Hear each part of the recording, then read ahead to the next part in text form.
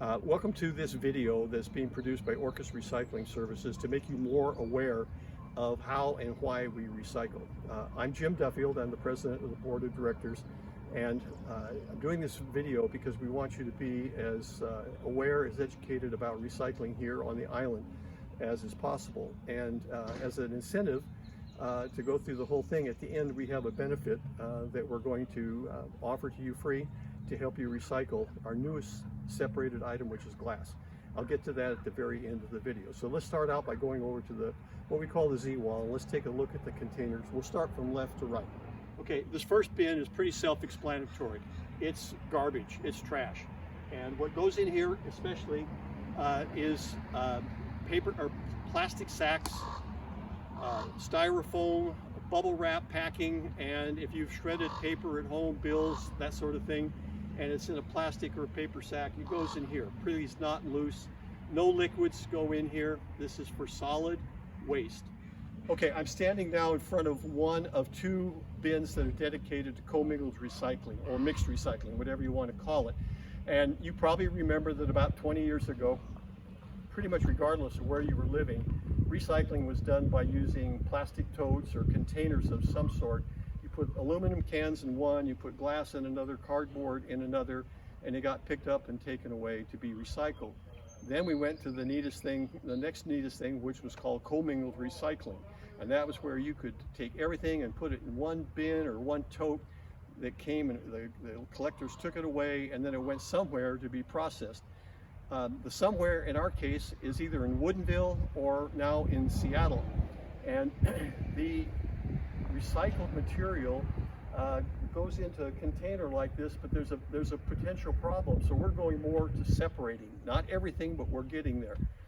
So the biggest problem we have is somebody puts something in one of these bins that contaminates the load. So it goes to Woodinville or it goes to Seattle.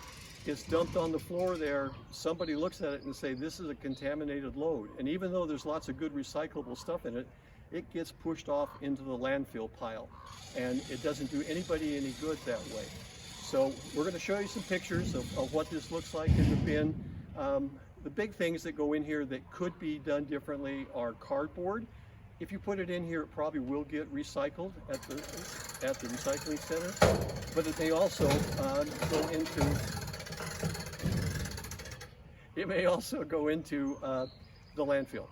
Aluminum cans go in here, and aluminum cans, we as you'll see, we ask people to separate those individually, and we don't charge you for recycling those. So that's a win for everybody. So let's walk over to the next one. Like I said, there's two of them. They both have the same information. We'll show you a sign here that we have up by each of these that talks about what goes into these bins. There's some red tape on the sign which covered up cardboard. So we're trying to get people to get used to separating cardboard. Again, you'll see a picture of this bin, especially the second bin. This has got a ton of cardboard in it, and it shouldn't be that way. The cardboard, we ask that you separate clean, dry cardboard, corrugated, and we put it in a special bin. So that's where I'm going to go next. I'm looking into this second bin. I was talking about it had a lot of cardboard in it. We use these hooks. I say we have volunteer docents that work here on the Z-wall to help people understand how to recycle better. So this box is just indicative of what's in here. It's not broken down even. It's corrugated cardboard. It could very easily go in the next bin, but somebody chose not to recycle it, or you pick your reason why. So right now, this load has got cardboard, hopefully that will get recycled at the recycling center, but we don't know. Okay, now I'm standing in front of the separated cardboard bin, and the sign here has it. You'll see it on a still shot, but what we're looking for is corrugated cardboard. It's clean, it's dry, but definitely corrugated. It has, when you look at it on edge, as you could here, it has all these wavy lines where the corrugation is. For now, we don't worry about the tape that's on it, or labels, or staples. Don't worry about that. We want it flattened. That'd be ideal.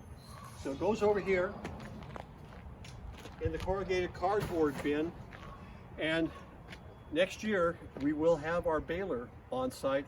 We'll be able to take this cardboard that takes up a lot of space when it's loose bale it, crunch it down and bale it, and be able to take maybe 3 loads of cardboard off in 1 load, which saves us a ton, literally, on transportation costs. I moved over here to the far right of our lineup of bins.